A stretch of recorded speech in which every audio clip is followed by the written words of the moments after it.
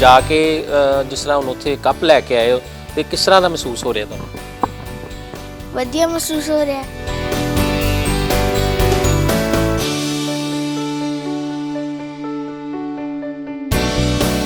ਇਹ ਕੰਪੀਟੀਸ਼ਨ ਤੁਹਾਨੂੰ ਕਿਸ ਤਰ੍ਹਾਂ ਪਤਾ ਲੱਗਾ ਕਿ ਕੰਪੀਟੀਸ਼ਨ ਹੈਗਾ? ਇਹ ਸਾਡੇ ਸਰ ਕੋਚ ਹੀ ਦੱਸਦੇ ਆ ਕਿ ਇੱਥੇ ਕੰਪੀਟੀਸ਼ਨ ਆ, ਉੱਥੇ ਕੰਪੀਟੀਸ਼ਨ ਆ, ਫਿਰ ਉਹ ਦੱਸਦੇ ਨੇ ਤੇ ਫਿਰ ਜਾਈਦਾ।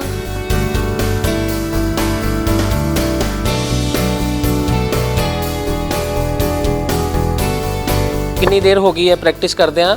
ਮੈਨੂੰ ਉੱਥੇ 3 ਸਾਲ ਹੋ ਗਏ ਨੇ। ਸਪੋਰਟਸ ਮੈਂ ਜਦੋਂ ਠੀਕ ਵੀ ਸੀਗਾ ਡਿਸੇਬਿਲਟੀ ਤੋਂ ਪਹਿਲਾਂ ਤੇ ਮੈਂ ਉਦੋਂ ਵੀ ਸਪੋਰਟਸ ਕਰਦਾ ਸੀਗਾ ਤੇ ਸਪੋਰਟਸ ਇੱਕ ਬੰਦੇ ਦਾ ਇੱਕ ਅਹਿਮ ਅੰਗ ਹੋਣਾ ਚਾਹੀਦਾ ਜ਼ਿੰਦਗੀ ਦੇ ਵਿੱਚ, ਜਿਹੜਾ ਕਿ ਉਹਨੂੰ ਹਮੇਸ਼ਾ ਇੱਕ ਫਾਈਟਿੰਗ ਸਪਿਰਿਟ ਪੈਦਾ ਕਰਦਾ ਬੰਦੇ ਦੇ ਵਿੱਚ, ਉਹਨੂੰ ਸਿਚੁਏਸ਼ਨਸ ਹੈਂਡਲ ਕਰਨ ਦੀ ਸਮਰੱਥਾ ਬਖਸ਼ਿਸ਼ ਕਰਦਾ। ਆਪਣੀ ਵੀ ਥੋੜਾ ਦੱਸੋ ਕਿਸ ਤਰ੍ਹਾਂ ਮਤਲਬ ਸਪੋਰਟਸ ਤੱਕ ਐਕਸੀਡੈਂਟ ਤੋਂ ਲੈ ਕੇ ਸਪੋਰਟਸ ਤੱਕ ਫਿਰ ਦੁਬਾਰਾ ਉਸੇ ਮੁਕਾਮ ਤੇ ਪਹੁੰਚਣਾ ਕਿਸ ਤਰ੍ਹਾਂ ਦਾ ਰਿਹਾ? ਦੇਖੋ ਸਪੋਰਟਸ ਤੇ ਇੱਕ ਤੁਹਾਡੀ ਇੱਕ ਸੋਚ ਦੇ ਨਾਲ ਹੀ ਡਿਵੈਲਪ ਹੋ ਜਾਂਦੀ ਹੈ ਜੇ ਤੁਸੀਂ ਸਪੋਰਟਸ ਕਰਨੀ ਚਾਹੁੰਦੇ ਹੋ। ਬਟ ਇਹ ਕੀ ਹੈਗਾ ਕਿ ਤੁਹਾਨੂੰ ਇੱਕ as a disabled person sports ਕਰਨੀ ਆ, ਉਹਦੇ ਵਿੱਚ ਥੋੜ੍ਹਾ ਜਿਹਾ ਟਫ ਇਹ ਰਹਿ ਜਾਂਦਾ ਕਿ ਸਾਡਾ ਜਿਹੜਾ ਇਨਫਰਾਸਟ੍ਰਕਚਰ ਹੈ ਇਹ ਕਾਫੀ ਜ਼ਿਆਦਾ ਕੋਈ ਸਪੋਰਟਿਵ ਨਹੀਂ ਹੈ ਸਾਡੇ ਡਿਸੇਬਲਡ ਬੰਦੇ ਲਈ, ਜਿਵੇਂ ਕਿ ਸਾਡਾ ਸਿਸਟਮ ਸਪੋਰਟਿਵ ਨਹੀਂ ਹੈ। ਸੋ ਇੱਕ ਜ਼ਮਾਨਾ ਸੀ ਜਦੋਂ ਮਾਂ-ਬਾਪ ਆਪਣੇ ਬੱਚਿਆਂ ਨੂੰ ਬਾਹਰ ਭੇਜਦੇ ਸਨ, ਉਹ ਗਰਾਊਂਡ 'ਚ ਜਾਂਦੇ ਸਨ, ਮਿੱਟੀ ਨਾਲ ਮਿੱਟੀ ਹੁੰਦੇ ਸਨ ਜਾਂ ਦਰਖਤਾਂ ਤੇ ਚੜ੍ਹਦੇ ਸਨ ਜਾਂ ਫਿਰ ਨਹਿਰ ਦੇ ਵਿੱਚ ਤੈਰਾਕੀ ਲਾਉਂਦੇ ਸਨ। ਫਿਰ ਇੱਕ ਸਮਾਂ ਆਇਆ ਜਦੋਂ ਕਿ ਇਨਡੋਰ ਗੇਮਸ, ਜਦੋਂ ਬੱਚੇ ਕੈਰਮ ਬੋਰਡ ਅਤੇ ਅਜਿਹੀਆਂ ਗੇਮਸ ਵੱਲ ਝੁਕਣਾ ਸ਼ੁਰੂ ਹੋ ਗਏ। ਮੋਬਾਈਲ ਆਉਣ ਤੋਂ ਬਾਅਦ ਬੱਚਿਆਂ ਦਾ ਰੁਝਾਨ ਖੇਡਾਂ ਵਿੱਚ ਅਤੇ ਬਾਹਰ ਜਾਣ ਦੇ ਵਿੱਚ ਬਿਲਕੁਲ ਹੀ ਘਟ ਗਿਆ ਅਤੇ ਜ਼ਿਆਦਾਤਰ ਪੇਰੈਂਟਸ ਵੀ ਬੱਚਿਆਂ ਨੂੰ ਮੋਬਾਈਲ ਇਸ ਕਰਕੇ ਦੇਣ ਲੱਗ ਪਏ ਕਿ ਉਹਨਾਂ ਦਾ ਜਿਹੜਾ ਟਾਈਮ ਹੈ ਉਹ ਪਾਸ ਹੋ ਜਾਏਗਾ ਤੇ ਉਹਨਾਂ ਨਾਲ ਉਹ ਜ਼ਿਆਦਾ ਗੱਲਬਾਤ ਨਹੀਂ ਕਰਨਗੇ ਜਾਂ ਉਹਨਾਂ ਨੂੰ ਤੰਗ ਨਹੀਂ ਕਰਨਗੇ। ਲੇਕਿਨ ਇਸ ਦਾ ਬਹੁਤ ਮਾੜਾ ਅਸਰ ਜਿਹੜਾ ਸੁਸਾਇਟੀ ਵਿੱਚ ਦੇਖਣ ਨੂੰ ਮਿਲ ਰਿਹਾ, ਜਿਹਦੇ ਵਿੱਚ ਕਿ ਬੱਚਿਆਂ ਦੇ ਵਿੱਚ ਓਬੈਸਿਟੀ ਜਾਂ ਜਿਹੜਾ ਰੋਗ ਜਿਹੜੇ ਹੈ ਵਧਣੇ ਸ਼ੁਰੂ ਹੋ ਗਏ, ਬੱਚਿਆਂ ਦੀ ਹਾਈਟ ਤੇ ਫਰਕ ਪਿਆ, ਬੱਚਿਆਂ ਦੀ ਸਿਹਤ ਤੇ ਜਿਹੜਾ ਫਰਕ ਪੈਣਾ ਉਹ ਸ਼ੁਰੂ ਹੋ ਗਿਆ। ਜਨਰੇਸ਼ਨਸ ਜਿਹੜੀਆਂ ਨੇ ਆਉਣ ਵਾਲੇ ਸਮੇਂ ਦੇ ਵਿੱਚ ਇਸ ਦਾ ਬਹੁਤ ਮਾੜਾ ਪ੍ਰਭਾਵ ਦੇਖਣਗੀਆਂ ਜੇਕਰ ਅਸੀਂ ਇਹਦੇ ਤੋਂ ਆਪਣੇ ਵਤੀਰੇ ਤੋਂ ਨਾ ਬਦਲੇ। ਪਰ ਕੁਝ ਪੈਰੈਂਟਸ, ਕੁਝ ਬੱਚੇ ਅਜਿਹੇ ਹਨ ਕਿ ਜਿਹੜੇ ਕਿ ਹੁਣ ਵੀ ਬਾਹਰ ਨਿਕਲ ਕੇ ਬਾਹਰਲੀ ਦੁਨੀਆ ਦੇ ਵਿੱਚ ਗੇਮਸ ਖੇਡ ਰਹੇ ਨੇ ਔਰ ਉਹਨਾਂ ਦਾ ਆਪਣਾ ਨਾਮ ਵੀ ਉਸ ਗੇਮਸ ਦੇ ਵਿੱਚ ਬਣਾ ਰਹੇ ਹਨ। ਕੁਛ ਅਜਿਹਾ ਇੱਕ ਜਵਾਕ ਜਿਹੜਾ ਸਾਡੇ ਨਾਲ ਮੌਜੂਦ ਹੈ ਜਿਸ ਦੀ ਉਮਰ 9 ਸਾਲ ਹੈ ਤੇ ਜਿਹੜਾ ਦੁਬਈ ਦੇ ਵਿੱਚ ਜਾ ਕੇ ਆਪਣਾ ਇੱਕ ਨਾਮਣਾ ਖੱਟ ਕੇ ਆਇਆ ਹੈ, ਜਿਹੜਾ ਕਿ ਮੈਡਲ ਜਿੱਤ ਕੇ ਲਿਆਇਆ ਹੈ, ਕੱਪ ਜਿੱਤ ਕੇ ਲਿਆਇਆ ਹੈ ਕਰਾਟੇ ਦੇ ਵਿੱਚ। ਗੱਲਬਾਤ ਕਰਦੇ ਹਾਂ। ਹਾਂਜੀ ਭਾਈ ਸਾਹਿਬ ਜੀ, ਸਤਿ ਸ਼੍ਰੀ ਅਕਾਲ। ਸਤਿ ਸ਼੍ਰੀ ਅਕਾਲ। ਹਾਂਜੀ, ਕੀ ਨਾਮ ਹੈ ਜੀ ਤੁਹਾਡਾ? ਮੇਰਾ ਨਾਮ ਅਰਮਾਨ ਸਿੰਘ ਸਹਿਦੇਵ ਆ। ਅੱਛਾ ਜੀ। ਅੱਛਾ, ਤੁਸੀਂ ਕਿੱਥੇ ਗਏ ਸੀਗੇ? ਕੋਈ ਕੰਪੀਟੀਸ਼ਨ ਤੇ ਗਏ ਸੀਗੇ? ਹਾਂਜੀ, ਮੈਂ ਦੁਬਈ ਇੰਟਰਨੈਸ਼ਨਲ ਖੇਡਣ ਗਿਆ ਸੀ। ਓਕੇ। ਤੇ ਕੀ ਕਿਸ ਗੇਮ 'ਚ ਖੇਡਣ ਗਏ ਸੀ ਤੁਸੀਂ? ਮੈਂ ਕਰਾਟੇ 'ਚ ਖੇਡਣ ਗਿਆ ਸੀ ਦੁਬਈ। ਓਕੇ। ਤੁਸੀਂ ਇਹ ਯੂਨੀਫਾਰਮ ਵੀ ਪਾਈ ਹੈ, ਮਤਲਬ ਹੁਣ ਤੁਸੀਂ ਜਾ ਰਹੇ ਹੋ ਪ੍ਰੈਕਟਿਸ ਵਾਸਤੇ ਜਾ ਰਹੇ ਹੋ? ਨਹੀਂ ਹਲੇ ਤਾਂ ਹਾਂਜੀ ਮੈਂ ਜਾਊਂਗਾ ਹਲੇ। ਓਕੇ। ਅੱਛਾ, ਤੁਹਾਨੂੰ ਕਿੰਨੀ ਦੇਰ ਹੋ ਗਈ ਹੈ ਪ੍ਰੈਕਟਿਸ ਕਰਦਿਆਂ? ਮੈਨੂੰ ਉੱਥੇ 3 ਸਾਲ ਹੋ ਗਏ ਨੇ। ਓਕੇ। ਅੱਛਾ, ਇਹ ਜਿਹੜਾ ਕੰਪੀਟੀਸ਼ਨ ਸੀ, ਇਹ ਕੰਪੀਟੀਸ਼ਨ ਤੁਹਾਨੂੰ ਕਿਸ ਤਰ੍ਹਾਂ ਪਤਾ ਲੱਗਾ ਕਿ ਕੰਪੀਟੀਸ਼ਨ ਹੈਗਾ? ਇਹ ਸਾਡੇ ਸਰ ਕੋਚ ਹੀ ਦੱਸਦੇ ਆ ਕਿ ਇੱਥੇ ਕੰਪੀਟੀਸ਼ਨ ਆ, ਉੱਥੇ ਕੰਪੀਟੀਸ਼ਨ ਆ, ਫਿਰ ਉਹ ਦੱਸਦੇ ਨੇ ਤੇ ਫਿਰ ਜਾਈਦਾ ਵਾ। ਕਿਹੜੇ ਕੌਣ ਨੇ ਕੋਚ ਤੁਹਾਡੇ? ਕਿੱਥੋਂ ਤੁਸੀਂ ਪਿਛਲੇ 3 ਸਾਲਾਂ ਤੋਂ ਪ੍ਰਾਈਵੇਟ ਕੋਚਿੰਗ ਲੈ ਰਹੇ ਹੋ? ਨਹੀਂ, ਲੋਕਲ ਆ, ਸਾਰੇ ਆਉਂਦੇ ਆ। ਮੇਰੇ ਕੋਚ ਦਾ ਨਾਮ ਹੈਗਾ ਵਾ ਪਵਨ ਸਰ, ਹਨੀ ਸਰ ਤੇ ਹਰਦੀਪ ਸਰ। ਓਕੇ। ਤੇ ਉਹਨਾਂ ਨੇ ਤੁਹਾਨੂੰ ਦੱਸਿਆ ਸੀ ਵੀ ਉੱਥੇ ਕੰਪੀਟੀਸ਼ਨ ਹੋ ਰਿਹਾ, ਤੁਸੀਂ ਜਾਓ? ਹਾਂਜੀ, ਉਹਨਾਂ ਨੇ ਦੱਸਿਆ ਸੀ ਤੁਸੀਂ ਉੱਥੇ ਚਲ ਜਾਓ, ਤੁਹਾਡੀ ਮਰਜ਼ੀ, ਤੁਸੀਂ ਕਰਨਾ ਵਾ। ਓਕੇ। ਤੇ ਤੁਸੀਂ ਫਿਰ ਜਾ ਕੇ ਜਿਸ ਤਰ੍ਹਾਂ ਹੁਣ ਉੱਥੇ ਕੱਪ ਲੈ ਕੇ ਆਏ ਹੋ ਤੇ ਕਿਸ ਤਰ੍ਹਾਂ ਦਾ ਮਹਿਸੂਸ ਹੋ ਰਿਹਾ ਤੁਹਾਨੂੰ? ਵਧੀਆ ਮਹਿਸੂਸ ਹੋ ਰਿਹਾ। ਬਹੁਤ ਖੁਸ਼ੀ ਲੱਗ ਰਹੀ ਹੈ, ਬਹੁਤ ਅੱਛਾ ਲੱਗ ਰਿਹਾ ਹੈ ਨਾ। ਹਾਂਜੀ। 3 ਸਾਲ ਤੁਹਾਨੂੰ ਗੇਮ ਖੇਡਦੇ ਹੋ ਗਏ, ਤੁਸੀਂ ਸੋਚਿਆ ਸੀ ਮੈਂ ਕੰਪੀਟੀਸ਼ਨ 'ਚ ਦੁਬਈ ਜਾ ਕੇ ਜਿਹੜਾ ਹੈਗਾ ਉਹ ਜਿੱਤਾਂਗਾ? ਤੁਹਾਨੂੰ ਇਹਦਾ ਜਿਹੜਾ ਕ੍ਰੈਡਿਟ ਹੈ ਸਮਝਦੇ ਹੋ ਵੀ ਕੌਣ, ਕਿਹਦੇ ਕਰਕੇ ਤੁਸੀਂ ਗਏ ਅੱਗੇ?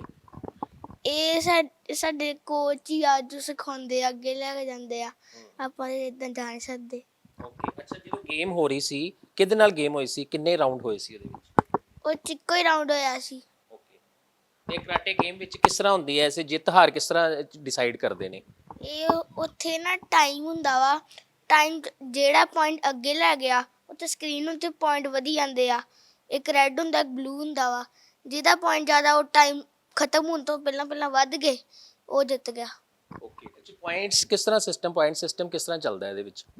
ਪੁਆਇੰਟ ਸਿਸਟਮ ਇਹ 'ਚ ਬਸ ਉਹ ਜੁੱਡੋ ਵਾਂਗੂ ਨਹੀਂ ਹੈਗਾ ਜੋ ਏਡੀ ਜ਼ੋਰ ਜ਼ੋਰ ਦੀ ਮਾਰਦੇ ਨੇ, ਬਸ ਟੱਚ ਬੈਕ ਹੀ ਕਰਨਾ ਹੁੰਦਾ, ਮਾਰਨਾ ਨਹੀਂ ਹੁੰਦਾ ਖਿੱਚ ਕੇ ਓਕੇ, ਇਦਾਂ ਤੁਸੀਂ ਮਤਲਬ ਸਾਹਮਣੇ ਵਾਲੇ ਦੀ ਬਾਡੀ ਤੇ ਟੱਚ ਕਰਨਾ ਹੁੰਦਾ ਤੇ ਤੁਹਾਨੂੰ ਪੁਆਇੰਟ ਮਿਲ ਜਾਂਦਾ। ਹਾਂ, ਟੱਚ ਹੀ ਕਰਨਾ ਹੁੰਦਾ, ਮਾਰਨਾ ਨਹੀਂ ਹੁੰਦਾ।